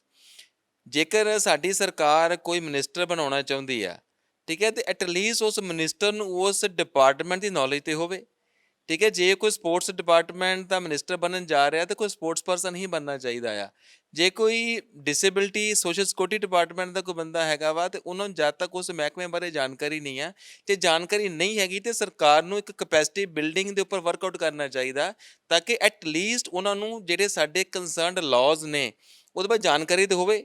And ਉਹਦੇ ਨਾਲ ਰਿਲੇਟਡ ਉਹ ਮਤਲਬ ਆਪਣੇ ਬਿਊਰੋਕਰੇਟਸ ਨੂੰ ਜਾਂ ਆਪਣੇ ਸਬਆਰਡੀਨੇਟਸ ਨੂੰ ਰਿਪੋਰਟ ਤੇ ਲੈ ਸਕਣ, ਉਹਨਾਂ ਦੇ ਕੋਲ ਅਕਾਊਂਟੇਬਿਲਿਟੀ ਫਿਕਸ ਕਰ ਸਕਣ, ਐਂਡ ਉਸ ਚੀਜ਼ ਦੀ ਜਿਹੜੀ ਪ੍ਰੋਪਰ ਜਿਹੜੀ ਰਿਪੋਰਟਿੰਗ ਹੈ ਜਾਂ ਉਹਦੇ ਬਾਰੇ ਜੋ ਉਹਨਾਂ ਨੇ ਕੋਈ ਚੀਜ਼ਾਂ ਕਰਵਾਉਣੀਆਂ ਨੇ, ਉਹਨਾਂ ਦੇ ਉੱਪਰ ਸੀਐਮ ਸਾਹਿਬ ਨੇ, ਤੇ ਸੀਐਮ ਸਾਹਿਬ ਨੂੰ ਦੱਸ ਦੇ ਸਕਣ। ਉਹਨਾਂ ਨੂੰ ਹੀ ਨਹੀਂ ਪਤਾ, ਉਹ ਮਾਧਿਅਮ ਨੇ, ਉਹਨਾਂ ਕੋਲ ਫੁੱਲ ਪਾਵਰ ਹੁੰਦੀ ਆ ਉਹ ਕੰਮ ਕਰਵਾਉਣ ਦੀ। ਪਰ ਫਰਕ ਕਿੱਥੇ ਪੈ ਜਾਂਦਾ ਕਿ ਉਹਨਾਂ ਨੂੰ ਉਹਦੀ ਜਾਣਕਾਰੀ ਨਹੀਂ ਹੈਗੀ। ਜਾਣਕਾਰੀ ਨਾ ਹੋਣ ਦੇ ਕਰਕੇ ਉਹ ਆਪਣੀ ਜਾਣਕਾਰੀ ਨੂੰ ਲੁਕਾਉਣ ਦੀ, ਆਪਣੀ ਕਮੀ ਨੂੰ ਲੁਕਾਉਂਦੇ ਨੇ, ਐਂਡ ਉਹ ਥੋੜ੍ਹੀਆਂ ਉੱਪਰ ਥੱਲੇ ਦੀਆਂ ਮਾਰ ਦਿੰਦੇ ਨੇ। ਐਂਡ ਉਹਦੇ ਕਰਕੇ ਉਹ ਜਿਹੜੀ ਚੀਜ਼ ਹੁੰਦੀ, ਉਹ ਮਹਿਕਮਾ ਜਿਹਨਾਂ ਦੇ ਵਾਸਤੇ ਬਣਾਇਆ ਗਿਆ ਹੁੰਦਾ ਵਾ, ਉਹਨਾਂ ਤੱਕ ਉਹ ਜ਼ਮੀਨ ਤੱਕ ਉਹਦੀ ਜਿਹੜੀ ਸਹੂਲਤਾਂ ਨੇ ਪਹੁੰਚ ਨਹੀਂ ਪਾਉਂਦੀਆਂ। ਸੋ ਫਰਕ ਸਿਰਫ ਇੰਨਾ ਕੀ ਹੈਗਾ ਕਿ ਜਿਹੜਾ ਵੀ ਕੰਸਰਨ ਮਿਨਿਸਟਰ ਹੈਗਾ ਵਾ, ਐਟਲੀਸਟ ਉਹ ਉਸ ਡਿਪਾਰਟਮੈਂਟ ਦੀ ਜਾਣਕਾਰੀ ਰੱਖਦਾ ਹੋਵੇ। ਜੇ ਨਹੀਂ ਵੀ ਜਾਣਕਾਰੀ ਰੱਖਦਾ, ਤੇ ਐਟਲੀਸਟ ਉਹਦੀ ਕੈਪੈਸਿਟੀ ਬਿਲਡਿੰਗ ਉਸ ਡਿਪਾਰਟਮੈਂਟ ਦੇ ਪ੍ਰਤੀ ਹੋਣੀ ਜ਼ਰੂਰ ਚਾਹੀਦੀ ਆ, ਤਾਂ ਕਿ ਕੰਸਰਨਡ ਲਾਜ਼ ਦੇ ਬਾਰੇ ਸਮਝ ਸਕੇ ਤੇ ਉਹ ਆਪਣੇ ਕੰਮ ਕਰਵਾ ਸਕੇ। ਹੁਣ ਦੁਬਾਰਾ ਆਨੇ ਜੀ ਇੱਥੇ ਰੈਪ ਅਪ ਕਰਕੇ ਕਿ ਜਦੋਂ ਅਰਮਾਨ ਜਿੱਤਿਆ, ਤੁਸੀਂ ਉਹਦੇ ਨਾਲ ਹੀ ਹੋਵੋਗੇ ਮੈਨੂੰ ਲੱਗਦਾ ਉੱਥੇ, ਤੇ ਜਦੋਂ ਇਹ ਜਿੱਤਿਆ ਸੀਗਾ ਕਿਹੋ ਜਿਹਾ ਮੂਵਮੈਂਟ ਸੀਗਾ, ਤੇ ਫਿਰ ਮਤਲਬ ਉਸ ਤੋਂ ਬਾਅਦ ਇਹਨੇ ਆ ਕੇ ਤੁਹਾਨੂੰ ਹੱਗ ਕੀਤਾ, ਜਾਂ ਤੁਸੀਂ ਉਸ ਤੋਂ ਬਾਅਦ ਫਿਰ ਕਿਸ ਤਰ੍ਹਾਂ ਦਾ ਤੁਹਾਡਾ ਰਿਐਕਸ਼ਨ ਸੀਗਾ? ਵੇਖੋ ਜੀ, ਉਹ ਇੱਕ ਮੈਂ ਵੀ ਇੱਕ ਨੋਰਮਲ ਇਨਸਾਨ ਆ, ਇੱਕ ਨੋਰਮਲ ਪਿਤਾ ਆ। ਠੀਕ ਹੈ, ਉਹ ਬੜਾ ਇੱਕ ਇਮੋਸ਼ਨਲ ਮੂਮੈਂਟ ਸੀਗੀ ਉਸ ਵੇਲੇ। ਠੀਕ ਹੈ, ਕਿ ਮੈਂ ਵੀ ਥੋੜ੍ਹਾ ਇਮੋਸ਼ਨਲ ਹੀ ਹੋ ਗਿਆ ਸੀਗਾ। ਮੈਂ ਉਸ ਸਭ ਤੋਂ ਪਹਿਲਾਂ ਆਪਣੇ ਪਿੱਛੇ ਪਰਿਵਾਰ ਨੂੰ ਫੋਨ ਕੀਤਾ, ਆਪਣੇ ਭਰਾ ਨੂੰ ਫੋਨ ਕੀਤਾ, ਛੋਟੇ ਨੂੰ। ਇੱਥੇ ਇਹਦੇ ਮੇਰੇ ਮੰਮੀ ਪਾਪਾ ਤਾਂ ਨਹੀਂ ਹੈਗੇ, ਇਹਦੇ ਵੱਡੇ ਭੂਆ ਜੀ ਨੂੰ ਫੋਨ ਕੀਤਾ, ਦੱਸਿਆ। ਕੋਈ ਬਹੁਤ ਖੁਸ਼ੀ ਦਾ ਮੌਕਾ ਸੀਗਾ। ਠੀਕ ਹੈ, ਬੜਾ ਇਮੋਸ਼ਨਲ ਮੌਕਾ ਸੀਗਾ ਕਿ ਚਲੋ ਛੋਟੀ ਉਮਰ ਦੇ ਵਿੱਚ ਇੱਕ ਇੰਟਰਨੈਸ਼ਨਲ ਲੈਵਲ 'ਤੇ ਆਪਣੇ ਦੇਸ਼ ਦਾ ਨਾਂ ਉੱਚਾ ਕਰਨਾ ਇੱਕ ਬੜੀ ਵੱਡੀ ਗੱਲ ਹੈ, ਬੜੇ ਮਾਣ ਦੀ ਗੱਲ ਹੈ। ਜਦੋਂ ਬੱਚਾ ਕੋਈ ਅਚੀਵਮੈਂਟ ਕਰਦਾ ਆ, ਤੇ ਮਾਂ ਪਿਓ ਨੂੰ ਤੇ ਪਰਿਵਾਰ ਨੂੰ ਮਾਣ ਤੇ ਜ਼ਰੂਰ ਮਹਿਸੂਸ ਹੁੰਦਾ ਹੀ ਹੈ। ਕਿੰਨੀਆਂ ਕੁ ਕੰਟਰੀਜ਼ ਵਿੱਚ ਸ਼ਾਮਿਲ ਸੀਗੀਆਂ, ਤੇ ਹੁਣ ਅੱਗੇ ਕੀ ਪਲਾਨਸ ਜੇ ਤੁਸੀਂ ਇਹਦੇ ਵਾਸਤੇ ਸੋਚੇ ਨੇ ਆਪਣੇ ਬੇਟੇ ਵਾਸਤੇ? ਦੇਖੋ ਜੀ, ਇਸ ਕੰਪੀਟੀਸ਼ਨ ਦੇ ਵਿੱਚ ਕੋਈ 10 ਤੋਂ 12 ਕੰਟਰੀ ਸੀਗੀਆਂ। ਐਗਜ਼ੈਕਟਲੀ ਮੈਨੂੰ ਉਹਦੇ ਬਾਰੇ ਜਾਣਕਾਰੀ ਨਹੀਂ ਹੈਗੀ, ਬਟ ਐਸ ਪਰ ਜਿਹੜੇ ਕਿ ਮੈਂ ਉੱਥੋਂ ਦੇ ਬੱਚੇ ਦੇਖੇ ਸੀਗੇ, ਡਿਫਰੈਂਟ ਉਹਨਾਂ ਦੀ ਜਿਹੜੀਆਂ ਪਿੱਛੋਂ ਓਰੀਜਨ ਸੀਗੇ, ਕਾਫੀ ਕੰਟਰੀ ਸੀ। ਯੂਰਪੀਅਨ ਬੱਚੇ ਸੀਗੇ, ਅਰਬ ਕੰਟਰੀਜ਼ ਤੋਂ ਬੱਚੇ ਸੀਗੇ, ਸ਼੍ਰੀਲੰਕਾ, ਬੰਗਲਾਦੇਸ਼, ਆਪਣਾ ਨੇਪਾਲ, ਇੰਡੀਆ ਤੋਂ ਕਾਫੀ ਬੱਚੇ ਸੀਗੇ ਉੱਥੇ। So it was a good platform for the kids ਕਿ ਉਹਨਾਂ ਨੂੰ ਪਤਾ ਲੱਗਾ। ਐਂਡ ਮੈਨੂੰ ਇਸ ਗੱਲ ਦੀ ਬੜੀ ਖੁਸ਼ੀ ਹੋਈ ਹੈ ਕਿ ਜਿਹੜੇ ਇਹਨਾਂ ਦੇ ਕੋਚ ਨੇ ਪਵਨ ਜੀ, ਮੈਂ ਇੱਕ ਛੋਟਾ ਇਨਸਟਾਂਸ ਹੀ ਤੁਹਾਨੂੰ ਦੱਸਦਾ ਹਾਂ ਕਿ ਜਦੋਂ ਦਾ ਕੰਪੀਟੀਸ਼ਨ ਹੋ ਕੇ ਹਟਿਆ, ਤੇ ਇਹਨੇ ਇਮੀਡੀਏਟਲੀ ਬਾਹਰ ਆ ਕੇ ਮੈਨੂੰ ਕਿਹਾ ਕਿ ਪਾਪਾ ਮੇਰਾ ਇੱਕ ਪੁਆਇੰਟ ਨਹੀਂ ਸੀ ਬਣਦਾ, ਮੈਨੂੰ ਰੈਫਰੀ ਨੇ ਇਹ ਪੁਆਇੰਟ ਜਿਹੜਾ ਸੀਗਾ ਗਲਤੀ ਨਾਲ ਦੇ ਦਿੱਤਾ। ਸੋ ਮੈਨੂੰ ਉਸ ਚੀਜ਼ ਤੋਂ ਇਹ ਜ਼ਿਆਦਾ ਖੁਸ਼ੀ ਇਸ ਗੱਲ ਦੀ ਹੋਈ ਕਿ ਬੱਚਾ ਇਸ ਗੱਲ ਨੂੰ ਲੈ ਕੇ ਨਹੀਂ ਚੱਲ ਰਿਹਾ ਕਿ ਮੈਂ ਜਿੱਤਣਾ ਹੀ ਜਿੱਤਣਾ ਆ, ਇੱਕ ਐਥਿਕਸ ਨਾਲ ਵੀ ਚੱਲ ਰਿਹਾ ਸੀਗਾ, ਤਾਂ ਕਿ ਉਹਨੂੰ ਪਤਾ ਸੀਗਾ ਕਿ ਜੇਕਰ ਮੇਰੀ ਕੋਈ ਚੀਜ਼ ਹੱਕ ਬਣਦਾ ਤੇ ਬਣਦਾ, ਜੇ ਨਹੀਂ ਬਣਦਾ ਤੇ ਮੈਨੂੰ ਉਹ ਨਹੀਂ ਮਿਲਣਾ ਚਾਹੀਦਾ ਸੀਗਾ। ਸੋ ਦੂਸਰੀ ਗੱਲ ਇਹ ਹੈਗੀ ਹੈ ਕਿ ਇਹ ਤੇ ਸਾਡੀ ਤੇ ਕੋਸ਼ਿਸ਼ ਹੁੰਦੀ ਹੈ ਬੱਚੇ ਨੂੰ ਸਪੋਰਟ ਕਰਨ ਦੀ। ਠੀਕ ਹੈ, ਵੀ ਇਹਨੇ ਪਹਿਲਾਂ ਲਾਸਟ ਈਅਰ ਇੱਥੇ ਨੈਸ਼ਨਲ ਓਪਨ ਹੋਈ ਸੀਗੀ, ਉਹਦੇ ਵਿੱਚ ਵੀ ਇਹਦਾ ਗੋਲਡ ਮੈਡਲ ਸੀਗਾ। ਠੀਕ ਹੈ, ਉਦੋਂ ਵੀ ਮੇਰੇ ਕੋਲ ਟਾਈਮ ਥੋੜ੍ਹਾ ਘੱਟ ਹੁੰਦਾ, ਕੋਈ ਮੇਰੀਆਂ ਆਪਣੇ ਕੁਝ ਮਜਬੂਰੀਆਂ ਹੁੰਦੀਆਂ ਨੇ ਕਿ ਮੈਨੂੰ ਲੈ ਕੇ ਜਾਣ ਦੇ ਵਿੱਚ ਮੁਸ਼ਕਿਲ ਵੀ ਹੁੰਦੀ ਆ, ਪਰ ਉਦੋਂ ਵੀ ਇਹਨੇ ਮੈਨੂੰ ਜਿੱਦ ਕੀਤੀ ਮੈਂ ਜਾਣਾ ਆ, ਤੇ ਮੇਰੇ ਕੋਲ ਜਾਇਆ ਨਹੀਂ ਸੀ ਜਾ ਰਿਹਾ, ਤੇ ਮੈਂ ਗਿਆ ਤੇ ਇਹਦਾ ਗੋਲਡ ਮੈਡਲ ਆਇਆ। ਤੇ ਮੈਨੂੰ ਕਿਹਾ ਜੀ ਦੇਖੋ ਪਾਪਾ ਤੁਸੀਂ ਨਾ ਲੈ ਕੇ ਆਉਂਦੇ ਮੇਰਾ ਗੋਲਡ ਮੈਡਲ ਮਿਸ ਹੋ ਜਾਂਦਾ। ਇਸ ਵਾਰ ਤੇ ਚਲੋ ਇੰਟਰਨੈਸ਼ਨਲ ਸੀਗਾ, ਤੇ ਇੰਟਰਨੈਸ਼ਨਲ ਦੇ ਵਾਸਤੇ ਅਗੇਨ ਮੈਨੂੰ ਇਹਦੇ ਨਾਲ ਜਾਣਾ ਪੈਣਾ। I am on wheel chair, ਤੇ ਮੁਸ਼ਕਲਾਂ ਤੇ ਹੁੰਦੀਆਂ ਹੀ ਨੇ, ਬਟ ਮੇਰਾ ਵੀ ਇੱਕ ਬੋਲਡ ਡਿਸੀਜਨ ਸੀਗਾ, ਚਲੋ ਕੋਈ ਨਹੀਂ, ਦੇਖਦੇ ਹਾਂ, ਬੱਚੇ ਨੂੰ ਨਾਲ ਲੈ ਕੇ ਮੈਂ ਜਾਂਦਾ ਆ। ਸੋ ਖਰਚਾ ਵੀ ਕਾਫੀ ਸੀਗਾ ਉੱਥੇ, ਆਮ ਬੱਚਿਆਂ ਵਾਸਤੇ ਮੁਸ਼ਕਿਲ ਵੀ ਬਹੁਤ ਸੀ, ਕਿ ਮੇਰੇ ਲਈ ਵੀ ਮੁਸ਼ਕਿਲ ਸੀ ਕਿ ਬਹੁਤ, ਪਰ ਇਹ ਹੈਗਾ ਕਿ ਇਹ ਸਮਾਂ ਦੱਸੇਗਾ ਇਹ ਬੱਚਾ ਕਿੰਨੀ ਪ੍ਰੈਕਟਿਸ ਅੱਗੇ ਕਰਦਾ, ਕਿੰਨੀ ਮਿਹਨਤ ਅੱਗੇ ਕਰਦਾ ਵਾ, ਇਹਦੀ ਡੈਡੀਕੇਸ਼ਨ ਕਿੰਨੀ ਸਟਰੋਂਗ ਰਹਿੰਦੀ ਆ। ਸਾਡੇ ਵੱਲੋਂ ਤਾਂ ਹਮੇਸ਼ਾ ਸਪੋਰਟ ਰਹੇਗੀ ਇਹਨੂੰ, ਕਿ ਜੋ ਵੀ ਇਹ ਕਰਨਾ ਚਾਹੁੰਦਾ ਆ ਅਸੀਂ ਹਮੇਸ਼ਾ ਇਹ ਨਾਲ ਸਪੋਰਟ ਕਰਾਂਗੇ। ਇੱਕ ਲਾਸਟ ਸਵਾਲ ਹੈ ਜੀ, ਹੁਣ ਇਸ ਵੇਲੇ ਜੋ ਦੇਸ਼ ਦੇ ਜੰਤਰ ਮੰਤਰ ਜਿਹੜਾ ਦਿੱਲੀ ਦਾ, ਉੱਥੇ ਪਹਿਲਵਾਨ ਲੜਕੀਆਂ ਜਿਹੜੀਆਂ ਕਿ ਜਿਨ੍ਹਾਂ ਨੇ ਕਿ ਪੂਰੀ ਦੁਨੀਆ 'ਚ ਨਾਮ ਕੀਤਾ ਇੰਡੀਆ ਦਾ, ਅੱਜ ਉਹ ਇਨਸਾਫ ਵਾਸਤੇ ਲੜ ਰਹੀਆਂ ਨੇ। ਕੀ ਹੈ ਕੀ ਨਹੀਂ ਹੈ, ਕੀ ਸੱਚਾਈ ਹੈ ਕੀ ਨਹੀਂ ਹੈ, ਲੇਕਿਨ ਅੱਜ ਉਹਨਾਂ ਨੂੰ ਨੌਬਤ ਆ ਗਈ ਉੱਥੇ ਬੈਠ ਕੇ ਇਨਸਾਫ ਮੰਗਣ ਦੀ। ਐਡੀ ਵੱਡੀ ਜਿਹੜੀਆਂ ਫਿਗਰਸ ਨੇ ਦੇਸ਼ ਦੀਆਂ, ਇਹ ਕੀ ਮੈਸੇਜ ਜਾ ਰਿਹਾ ਕਿ ਤੁਸੀਂ ਕਿੱਦਾਂ ਦੇਖਦੇ ਹੋ? ਦੇਖੋ ਜੀ, ਸਭ ਤੋਂ ਵੱਡੀ ਗੱਲ ਤਾਂ ਇਹ ਕਿ ਕੋਈ ਬੰਦਾ ਜਦੋਂ ਧਰਨੇ ਤੇ ਬੈਠਦਾ ਜਾਂ ਪ੍ਰੋਟੈਸਟ ਕਰਦਾ ਹੈ, ਇੱਕ ਤੇ ਸਾਡਾ ਰਾਈਟ ਆ ਪ੍ਰੋਟੈਸਟ ਕਰਨਾ, ਪਰ ਪ੍ਰੋਟੈਸਟ ਅਸੀਂ ਉਦੋਂ ਕਰਦੇ ਜਦੋਂ ਕੋਈ ਸਾਡੇ ਨਾਲ ਕੋਈ ਧੱਕਾ ਹੋ ਰਿਹਾ ਹੁੰਦਾ। ਤੇ ਜਦੋਂ ਕੋਈ ਲੜਕੀ ਬਾਹਰ ਨਿਕਲ ਕੇ ਇਸ ਲਈ ਪ੍ਰੋਟੈਸਟ ਕਰਦੀ ਹੈ, ਤੇ ਉਹਦੇ ਵਿੱਚ ਕਦੀ ਇਸ ਤਰ੍ਹਾਂ ਨਹੀਂ ਹੁੰਦਾ ਕਿ ਉਹਦੇ ਪਿੱਛੇ ਕੁਝ ਨਾ ਹੋਵੇ। ਸੋ ਮੈਂ ਤੁਹਾਨੂੰ ਇੱਥੇ ਪਹਿਲਾਂ ਤਾਂ ਥੋੜ੍ਹਾ ਜਿਹਾ ਕਰੈਕਟ ਕਰੂੰਗਾ ਕਿ ਤੁਸੀਂ ਇੰਨੀ ਗੱਲ ਨਹੀਂ ਕਹਿ ਸਕਦੇ, ਕੁਛ ਨਾ ਕੁਛ ਤਾਂ ਜ਼ਰੂਰ ਹੋਏਗਾ, ਕਿਉਂਕਿ ਮੈਂ ਖੁਦ ਇਸ ਚੀਜ਼ ਨੂੰ ਮਹਿਸੂਸ ਕਰਦਾ ਹਾਂ ਕਿ ਸਾਡਾ ਜਿੰਨਾ ਵੀ ਸਿਸਟਮ ਹੈਗਾ ਵਾ ਸਪੋਰਟਸ ਦੀ ਕੈਟਾਗਰੀ 'ਚ ਮੈਂ ਲੈ ਕੇ ਚੱਲਾਂ, ਤੇ ਬਹੁਤ ਟਰਾਂਸਪੇਰੈਂਟ ਸਿਸਟਮ ਨਹੀਂ ਹੈਗਾ। ਇਹਦੇ ਵਿੱਚ ਸਾਡੇ ਜਿਹੜੇ ਕੈਪੇਬਲ ਜਿਹੜੇ ਪਲੇਅਰਸ ਹੁੰਦੇ ਨੇ, ਮੈਂ ਵੀ ਸਪੋਰਟਸ ਕਰਦਾ ਹਾਂ, ਨੋ ਡਾਊਟ ਕਿ ਮੈਂ ਮਤਲਬ ਕਿ ਪ੍ਰੋਫੈਸ਼ਨਲੀ ਕੰਪੀਟ ਕਰਨ ਲਈ ਨਹੀਂ ਕਰਦਾ, ਬਟ ਮੈਂ ਮਤਲਬ ਕਿ ਸ਼ੌਂਕੀਆ ਕਰਦਾ ਹਾਂ। ਪਰ ਮੈਂ ਇੱਕ ਚੀਜ਼ ਜ਼ਰੂਰ ਮਹਿਸੂਸ ਕੀਤੀ ਹੈ ਕਿ ਸਿਸਟਮ ਇਜ਼ ਬਾਇਸਡ।